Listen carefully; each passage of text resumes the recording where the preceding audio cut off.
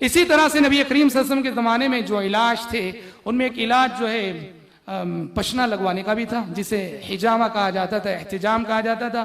حجامہ کسے کہتے ہیں کہ انسان کے بدن سے فاسد مادے کو نکالنا، انسان کے بدن سے فاسد خون کو نکالنا، یہ نبی کریم صلی اللہ علیہ وسلم کے زمانے میں یہ طریقہ علاج بہت عام تھا اور بہت ہی آسان طریقہ علاج ہے کہ انسان کو کوئی بھی تکلیف ہو، کوئی بھی مرض ہو، حتیٰ کہ آج پشنے کے ذریعے سے جو ہے بی پی کا علاج کیا جاتا ہے، شوگر کا علاج کیا جاتا ہے، ہارٹ اٹیک کا علاج کیا جاتا ہے۔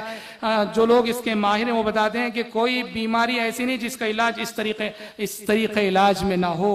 ہاں یہ اور بات ہے کہ کس بیماری کے لیے کس مقام پہ پشنا لگانا، یہی اصل جاننا ہے۔ سر درد ہو تو اس کے لیے کہاں پشنا لگانا چاہیے، ہڈیوں میں درد ہو تو کہاں پشنا لگانا چاہیے، پیٹ کا درد ہو تو کہاں پشنا لگانا چاہیے، بی پی ہو تو کہاں پشنا لگانا چاہیے، یہ جو اس کا ماہر ہے وہی جانتا ہے۔ سمجھ رہے ہیں؟ یہ کامیاب طریقہ علاج تھا جس میں انسان کے بدن سے فاسد خون کو جو ہے نکالا جاتا ہے، فاسد خون کو نکالا جاتا ہے اور اس سے شفا یابی مل جاتی ہے۔ اور ہمارے ایک ساتھی جو کرنول کے رہنے والے، ان کا اپنا تجربہ ہے کہ کئی سال کا درد سر جو کبھی ڈاکٹروں کی دوائی کھا کھا کے تھک گئے تھے اور انہیں شفایا بھی نہیں ہوئی، انہوں نے پشنا لگایا، پشنا لگوانے کے ساتھ ہی درد سر ان کو ختم ہو گیا۔ تو یہ وہ علاج ہے جس علاج کو نبی کریم صلی اللہ علیہ وسلم نے جو اپنایا، اور بہت آسان ہے، یہ طریقہ بھی بہت آسان ہے۔ اس میں سب سے اہم یہی بات ہے یہ جاننا کہ کس بیماری کے لیے کہاں پشنا لگوانا چاہیے۔ واقعتاً جن لوگوں نے پشنا لگوایا وہ بتاتے ہیں کہ طبیعت پوری طرح سے ہلکی ہو جاتی ہے فاسد خون نکل جانے کی وجہ سے۔ عموماً زیادہ تر جو ہے سر پہ وہ پشنا لگوایا جاتا ہے، انسان کا دماغ جو ہے فریش ہو جاتا ہے پشنا لگوانے سے۔ تو اور حدیث میں اس کی بھی تعلیم ملتی ہے کہ آپ نے فرمایا ہے کہ پشنا لگوانا ہو تو عربی مہینے کی 17، 19 اور 21 تاریخ کو لگاؤ۔ یہ بھی آپ نے تعلیم دی ہے۔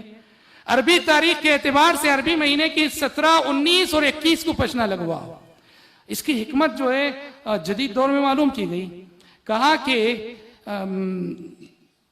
یہ جو 17 اور 19 اور 21 تاریخ ہے، ظاہر بات ہے کہ 14 تاریخ جو ہے، 14 تاریخ کو چاند منور ہوتا ہے۔ چاند سب سے زیادہ جو منور ہوتا ہے، روشن ہوتا ہے، یہ مہینے کے وسط میں اور مہینے کے درمیان میں۔ مہینے کے شروع میں اور مہینے کے آخر میں چاند بہت تاریک رہتا ہے، اس میں روشنی کم رہتی ہے، چھوٹا چھوٹا ہوتے ہوتے بڑا ہوتا ہے، 14 کو مکمل ہوتا ہے، پھر 14 کے بعد دھیرے دھیرے گھٹتا جاتا ہے۔ تو مہینے کا جو درمیانی عشرہ ہے، بتایا جاتا ہے کہ چاند ظاہر بات ہے کہ سب سے زیادہ روشن مہینے کے درمیانی عشرے میں ہوتا ہے، اور چاند جب روشن رہتا ہے تو انسان کے بدن میں جو خون ہوتا ہے اس میں ہیجان کی کیفیت ہوتی ہے، اس میں ایک جوش رہتا ہے۔ چاند کی روشنی کی وجہ سے انسان کے خون میں ایک جوش ہوتا ہے، ایک ہیجان کی کیفیت ہوتی ہے، اور اس کیفیت میں جب انسان پشنا لگاتا ہے تو اس کے جسم میں جو فاضل مادے ہیں وہ آسانی سے نکل کے آتے ہیں۔ جدید طب کی تحقیق ہے۔